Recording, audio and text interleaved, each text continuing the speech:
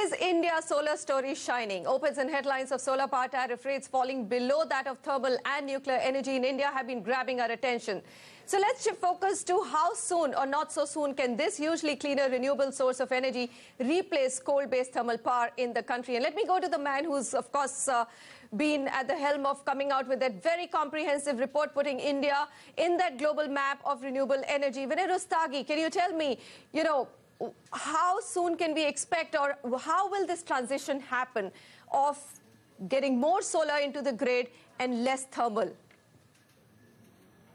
Sure, Manisha. So, unfortunately, coal, even if it is expensive, even if it is dirty, is not very easy to replace. The reason is, despite the falling costs of both solar and wind, these are both variable and intermittent sources of power. As a consumer, when you want electricity in your home, you don't care whether the sun is shining or not. You want your air conditioner or your TV when basically your need arises. So the question really is, what can give you reliable 24/7 power? And based on the technology that exists today, the regulatory paradigm that exists today, there is a natural ceiling on how much renewables can penetrate into the overall grid and the power mix. And based on our estimates, that percentage is about 15 to 20, in some cases about 25%. So it is not just a question of economics, it is also a question of technology, it is a question of regulatory structures. Unfortunately, we think that coal will continue to play a very important role in the India's energy mix for another 20 to 30 years.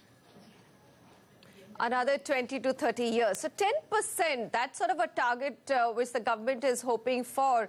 Mr. Saha, do you think, when you look at the way the solar story is playing out, the fact that you have large multinational corporations vying for that business, Indian corporates vying for that business, small players, startups which are getting funded now, Series A, Series B, you just have to add the name solar and, money seems to be chasing that business. So do you think that 10% mix in our energy mix, or like we would say, is possible as the government has set out?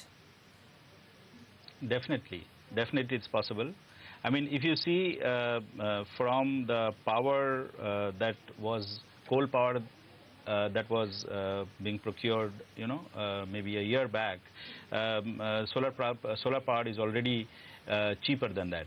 So solar has actually, in the utility scale, also been as competitive as coal power. So we are already looking at grid parity in the utility scale. So definitely that is something that is happening today. Forget the rooftop and commercial industrial sector. So what happens is, after grid parity is reached, there is always a very astronomical rise of installations, and solar proliferation happens. And when that happens, prices are projected to go down even lower.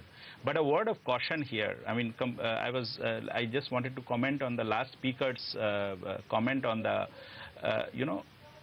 the bubble of solar may burst very soon unless you create a sustainable, renewable future in terms of solar.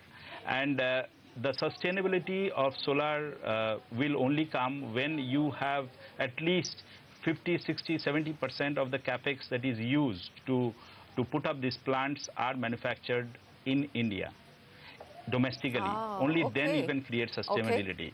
So going with the Prime Minister's Make in India plan, there has been a lot of gaps in the sense that it has panned out for the solar domestic manufacturing.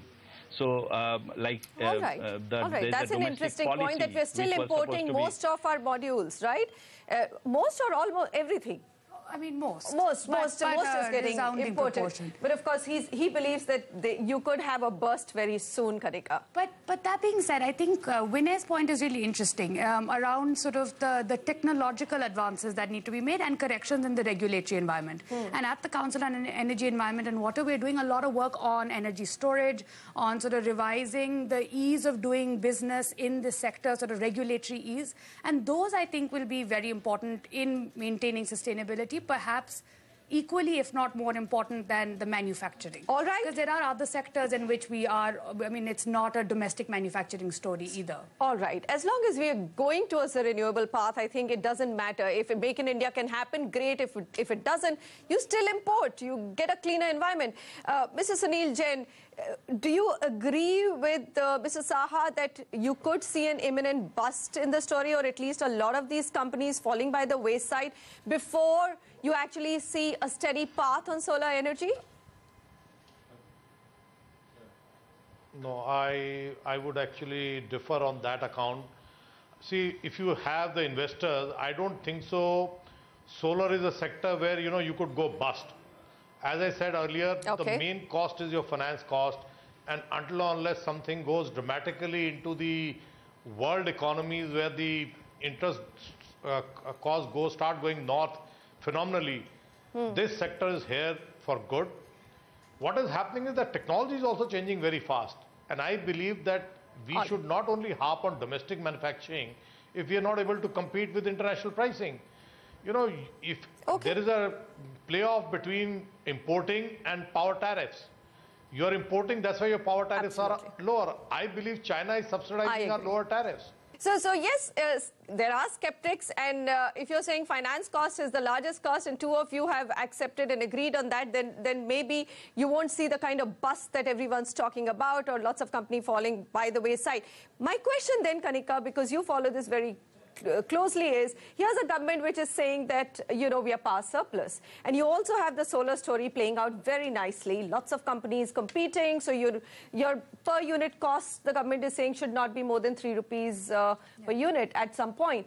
Why then do we still have outages? I mean, there are people in my team who don't get to sleep in Noida because there's a whole outage the entire night. So what's going on? Yeah, I mean, there's a common citizen question. The power surplus story is a red herring. So we are not power surplus because the demand for power surplus is coming from the utilities, and their financial situation is not allowing them to buy more. But there continue to be a quarter of this country's population that have access to no electricity. So that I think we're a long way from being power surplus in the truest sense of the word. Vinay Rustagi, would you agree with that? We're a long way away from being truly power surplus, as this government right now is claiming? Absolutely, Manisha. So actually what is happening, it just depends on how do you define what is power surplus and what is power deficit. But the true yardstick obviously has to be, is the consumer getting 24/7 reliable power, which the government itself is aspiring to? And the answer is no. And the reason for that is that while there is lots and lots of new power generation capacity that has come up in the country in the last 5 years, the transmission and the distribution sides, and the focus really is on distribution actually, have not kept pace. The reason for that is the distribution companies in particular, despite the Uday package, they continue to be hamstrung both financially and technically. They're not able to make the requisite upgrades. So what happens is there is enough electricity on the grid. The consumer is keen to buy it. He's willing to pay for it. Unfortunately, the middle or the center of this whole power system, which is the transmission and the distribution network, is letting everybody down. And I think that is a real disgrace because we have precious spent billions of dollars investing into these systems, and that is now being wasted. Well, gentlemen, I'm going to conclude there. I think we've got the answers to all the 3 big questions we set out. All of you, pleasure to have you with us in the studio for this very exciting journey that the country is making towards renewables. And the promise of the government is 24/7 electricity. And for that, I think the 10-fold increase in solar power will definitely come in handy. Thank you very much for joining me on Urban Reality. Goodbye.